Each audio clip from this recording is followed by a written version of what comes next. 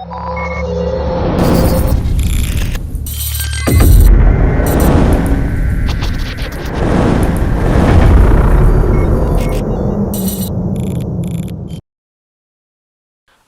علیکم ورحمت الله وبرکاتو. ایمان یوټیوب چینل ته ښه راغلاست. زه حسان زلمی یم. دا ستاسو تحلیل خپرونه ده. دا خپرونه مو په ټولنیزو رسنیو کې روانو موضوعاتو ته ځانګړې کړې ده. هیله ده تر پایه مو ملسئ.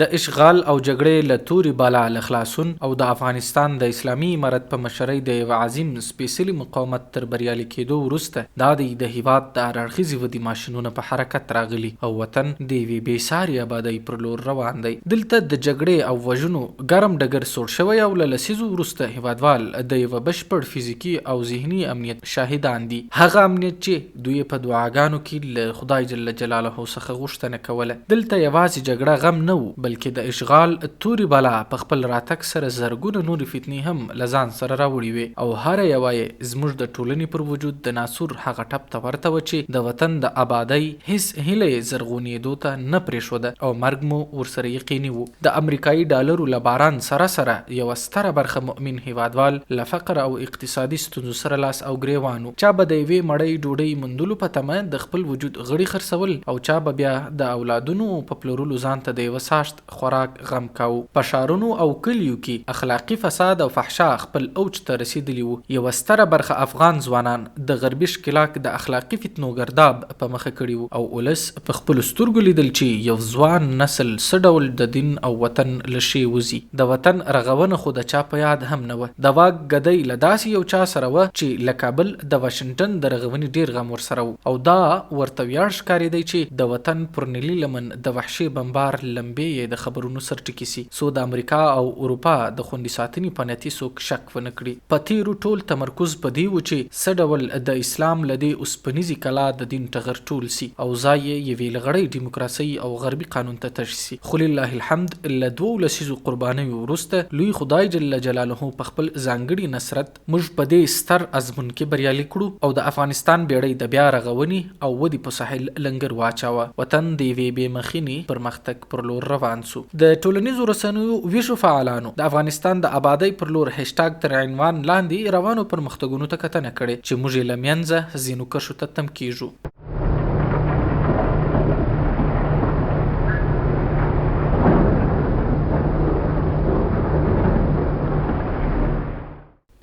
غازي واشیر نومي یو تن لیکوال لیکلي د 20 کاله مو مخکینی چارواکي او دیموکراسي امتحان کړل، ستړی ژوند وو، راسي فقط 15 کاله اسلامي نظام او اوسنی چارواکي امتحان کړو. خو په ډاډ درته وایم چې هیواد به مو په ځان په هره برخه کې بسیا کیږي.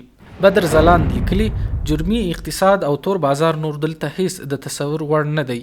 موږ به سر له نن څخه د رسمي اقتصاد خوندان کیږو ان شاء الله. د ټولنیزو رسنیو بل تن فعال بلال شینواری لیکلي زوایم راځي د هیواد جوړښت او آبادۍ ته په اتحاد او اتفاق سو. د هیواد جوړښت ته په رښتوني او صادقانه توګه کار وکړو. زموږ وطن یو حاصل خیز او صادراتي وطن دی. صادقانه او رښتونی قول او عمل مو د هیواد د بقا تضمین ورکوي. د ټولنیزو رسنیو بل تن فعال نور لیکلي د آبادۍ پر لور کونړ کې د 900 میلیونو افغانۍ په ارزښت یو شمیر ودانیزې پروژې د پلي کېدو په حال کې دي. افغانستان د آبادۍ پر لور له عنوان لاندې یو بل تن د ټولنیزو رسنیو فعال محمد الله نوري لیکلي افغانستان چین ته 450 ټنه جلغوزي د هوایي دهلیز له لارې صادر کړل. د اسیا او افریقا هیوادونو د شو تولیداتو د پلورنې په فیسټیوال کې په یوازې 30 دقیقو کې 16 ټنه جلغوزي پلورل شوي.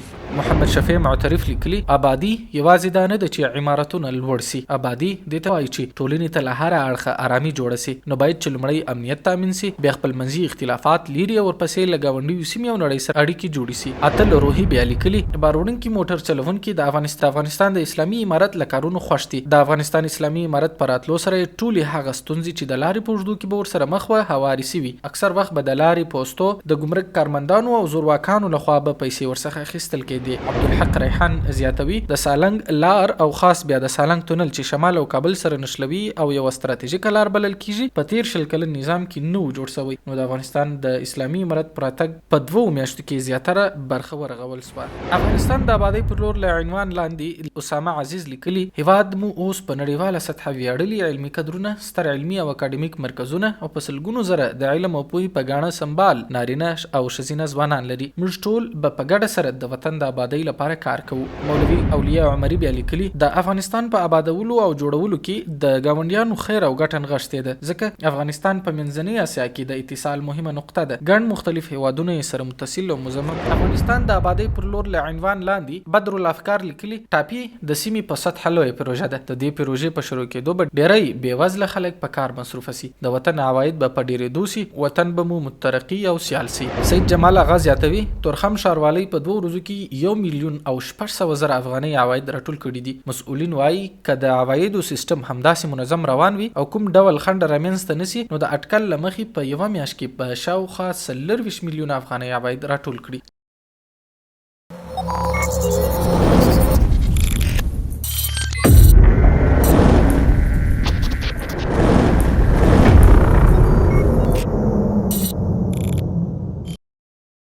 تقریبا په تیرو 3 میاشتو کې د افغانستان په کورني او بهرني سیاست کې هر اړخیزه او بنسټیز بدلونونه راغلي دي، هم د سیاست په ډګر کې، هم د اقتصاد په ډګر کې، هم اجتماعي ډګر کې، هم فرهنګي ډګر کې او هم په نړیوالو اړیکو کې. د بیلګې په ډول باندې وروسته تقریبا له 45 کلونه لومړی ځل ده چې په افغانستان کې یو ځواکمن مرکزي حکومت منځته راځي چې په ټول افغانستان باندې بشپړ واک لري او په ټول افغانستان باندې د دې نوي مرکزي حکومت قوانین نافذ او تطبیقیږي. دا ډېره ستره لاسته راوړنه ده. ټول د سیاسي جزیرې د قدرت وي، که نظامی جزیرې د قدرت وي، ټول په بشپړ ډول باندې ختم سولې، چې دا بنسټیز تغییر ده او دا ډیر ستر بدلون ده او دا د افغان ولس لپاره ستره لاسته راوړنه ده. همدارنګه په اقتصادي برخه کې که وګورو، کور دننه په 100 غټې او وړې پروژې لکه د سالنګ د تونل بیا رغونه، د قندهار هرات د لارې بیا رغونه، د کابل قندهار د لارې بیا رغونه او په 100 داسې نورو پروژو په څنګ کې ډېرې سترې او سیمهیزې اقتصادي پروژو باندې هوکړه سوې ده. د بیلګې په ډول باندې د ترکمنستان هیواد سره هوکړه وسوله چې هغه به د افغانستان له لارې د ګازو یوه نلیکه تیروي پاکستان ته او لغجه هندوستان ته، او د دې نلیکې په څنګ کې به یو نوري پایبر هم تیریږي او د هغې په څنګ کې به یو ډیر ښه سرک ترانسپورتي او سرک جوړیږي چې دا نه تنها د افغانستان لپاره ګټه ده، دا د ترکمنستان لپاره ګټه ده، دا د پاکستان لپاره ګټه ده، دا د هندوستان لپاره ګټه ده. بل ستره پروژه چې ویلی سو چې ازبکستان سره په باندې هوکړه سوې ده، له ازبکستان څخه به یو د ریل کرښه راځي تر کابله، له کابله به ځي پېښور ته، له پېښوره به ځي اسلام آباد ته، چې دا په څنګ دا په خپل ذات کې یوه ستره اقتصادي پروژه ده چې په حقیقت کې دا پروژه مرکزي اسیا وصلوي له جنوبي اسیا سره، یا دغه ټولې پروژې چې ما وویل د افغانستان له لارې مرکزي اسیا وصلوي له جنوبي اسیا سره، چې په حقیقت کې افغانستان یو اقتصادي دهلیز باندې تبدیلیږي د آسیای میانه او د جنوبي آسیا لپاره. په څنګ د دې کې له چین سره اقتصادي هوایي دهلیز پرانستل سه، د افغانستان جنغوزي اوس په منظم ډول باندې چین ته صادریږي. په څنګ د دې کې د افغانستان ټول تجارتي بندرونه خلاص دي، په نورمال ډول باندې پکې تجارت کیږي او له پخوانه د تجارت کچه اوس هم لوړه سوې ده او هم پکې فساد شتون نه لري. حتی له تاجکستان سره چې کوم بندرونه لرو هغه په بشپړ ډول باندې خلاص دي او تجارت هلته په نورمال ډول باندې پکې ادامه لري. د افغانستان د بهرنیو چارو د وزیر سفر په دې وروستیو کې که پاکستان ته وګورو هلته ډېرې ښې اقتصادي لاسته راوړنې دي. وروسته له دې به د افغانستان په مخ باندې د پاکستان ټول بندرونه په شمول د واګې بندر خلاص وي. افغان تجاران به کولی شي چې مستقیم ډول باندې خپل تجارتي توکي د پاکستان لارې هندوستان ته ویسي او له هغه نه خپل تجارتي توکي افغانستان ته راوړي چې دې کې هم د هندوستان ګټې خوندي کیږي، هم د پاکستان ګټې خوندي کیږي او هم د افغانستان ګټې خوندي کیږي. او الته پاکستان کې بیا هم په منطقوي وصل یا نښلولو باندې بحث وسه او په دې هکله هوکړې وسولې چې دغه هوکړې د افغانستان لپاره دغه واک ورکوي، دغه امکانات ورکوي چې افغانستان په بشپړ ډول باندې مرکزی آسیا له جنوبي آسیا سره ونښلوي. او په څنګ دې کې به پاکستان د افغانستان لارې له مرکزی آسیا سره یا له منځنۍ آسیا سره تجارت کوي او تجارتي راکړې ورکړې به لري. نو په نتیجه کې ویلی شو چې د افغانستان کورنی او بهرنی سیاست په ځانګړي ډول د افغانستان بیرونی پالیسي دا یو اقتصاد محوره پالیسي ده او یو اقتصاد محوره پالیسي په نړۍ کې ډېرې لږ لیدل کېږي. یعنې د یو بهرنۍ پالیسي چې هغه اقتصاد محوره وي په نړۍ کې لږ بیلګې لیدل کېږي او په ډېره لږه موده کې افغانستان په بهرني سیاست کې زیاتې اقتصادي لاسته راوړنې درلودلې. په څنګ د دې کې که ولاړ سو ډیپلوماتیک ډګر ته امریکایانو غوښتل چې افغانستان کاملا له نړۍ نه له سیمې نه او له ګاونډیو هیوادونو نه کاملا منزوي کی، کاملا محاصره کی او دلته په افغان ولس باندې لوږه، فقر، بې امنیتي، داعش او په سلهاو نور ناخوالې تحمیل کی. مګر امریکا کوم څه چې غوښتل هغه ونه سوله. د امریکا د ارادې خلاف دا اوس په افغانستان کې تقریبا 9 سفارتونه او قنصلګرۍ فعالیت کوي. په ټول آسیایي هیوادونه غیر له یو دوه هیوادونو نه نور ټول افغانستان سره ښه او دوستانه روابط لري. او که چیرته د سیمې هیوادونه وګورو، سیمې هیوادونه ټول افغانستان سره ډیپلوماتیک روابط لري، سیاسي روابط لري، اقتصادي روابط لري، تجارتي روابط لري او په نورو ډګرونو کې راکړې ورکړې لري.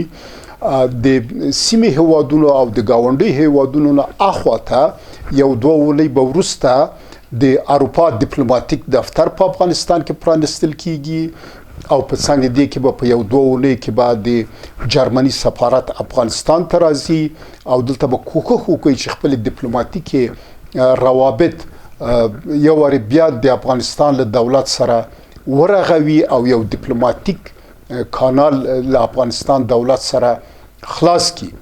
انګلستان هم لوی درسیزي پرون ویل چې مونږ غیر له دې چې د افغانستان له دولت سره تعامل وکړو بله هیڅ لاره نه لرو. نو انګلستان هم دې ته حاضر ده چې له افغانستان سره سیاسي او ډیپلوماتیک تعاملات وکوي. په څنګ دې کې چې امریکا دغه نوی وضعیت ولیده چې ټول هیوادونه یا ټول هیوادونو د افغانستان د دولت په وړاندې خپل غیږ خلاصه کړې ده او د سیمې ټول هیوادونه په یو ډول نه یو ډول افغانستان سره مرسته کوي.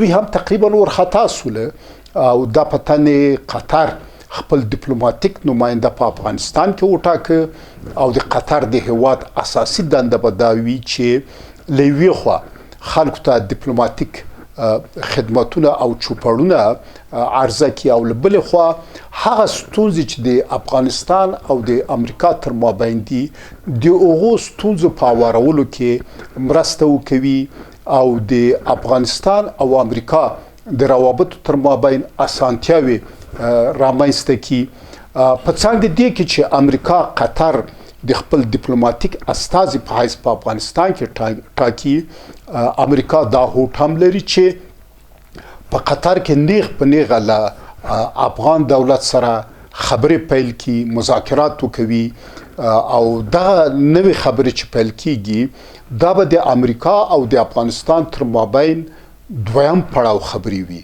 لومړی پړاو خبرې هغه و چې په قطر کې د سولې خبرې وي او هلته د سولې هوکړلیک امضا سه د افغانستان استقلال، خپلواکي، ازادي او تمامیت ارزي په بشپړ ډول باندې خوندي سه او په افغانستان کې یو ځواکمن، قوي، آزاد او مستقل دولت رامنځته سه چې اوس په بشپړ ډول باندې په ټول هیواد باندې واک لري.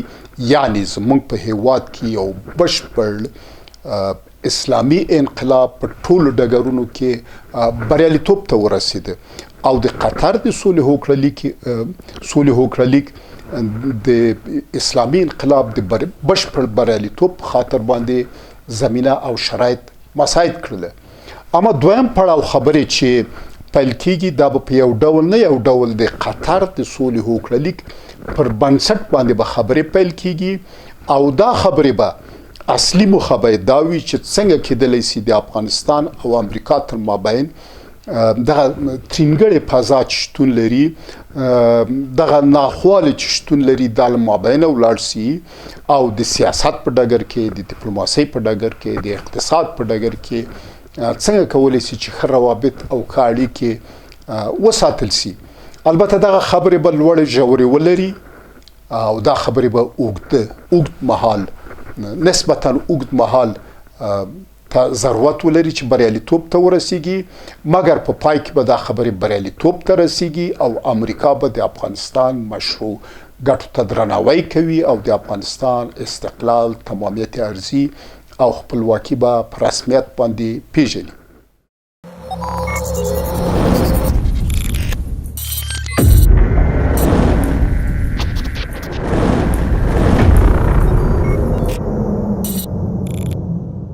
پروژه فضل د خدای د اوس کار په مخ روان ده. هر ځای کې کارونه د فابریکو و د هغه په سهولیت سره روان دي او دې نه بعد ان شاء الله د ملک آبادی په مخ روان ده.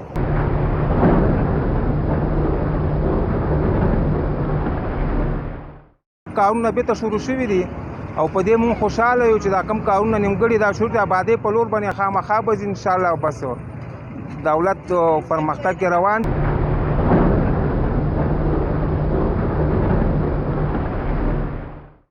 افغانستان څخه آبادۍ په لور روانېږي، دا معلومه خبره ده.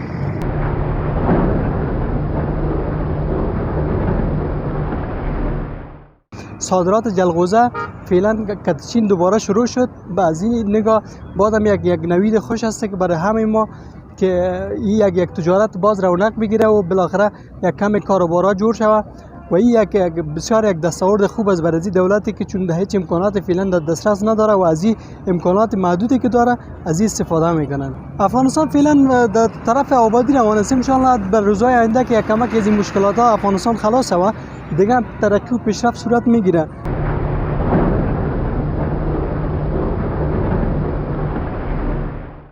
بخوا خو ډېر رشوتونه په دې چې یو جنس به د سل ځله وړل، زه خپل هم تاجر یم، سل ځل به د وړه راوړه دا به مسترد کېدل او رشوت او دغه کارونه.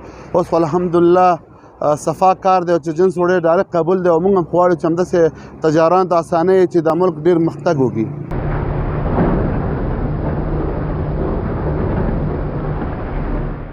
مخکې به چې واوري بارانونه به هېچا نشو کولی چې سالنګ په لار باندې تګ راتګ وکړي. خلک د ډېرو مشکلاتو سره مخ وو. نو اوس دا یو ښه پلان دی، ښه کار دی چې اسلامي امارات په لاره اچولې، هغه لاره یې جوړه کړې ده. د خلکو څه ناڅه ستونزې ورسره حل شوي، مشکلات حل شوي دي. خلک کولی شي په اسانۍ باندې هم په ژمي کې هم په اوړي کې تګ راتګ وکړي. هېواد به پرمختګ کوي ځکه هغه خلک چې چورو چپاولګرو غلاوې کولې، هغه پیسې چې د رغونې لپاره راتلې هغه په هغو په جیبو کې اچولې، هغه ټولې هغه خلک اوس ټول تښتېدلي دي. هغه مافیا کړی، هغه خلک چې دلته فساد یې جوړ کړی او رشوتونه یې هغه ټول ورشوي دي. انشاءالله نور چې کوم کومک کېږي یا څه کېږي نو دا به د افغانستان په بیارغونې باندې لګول کېږي او بې ځایه به نه لګول کېږي، چا شخصي جیب ته به نه ځي او ټول به د هېواد په خدمت کې مصرفېږي.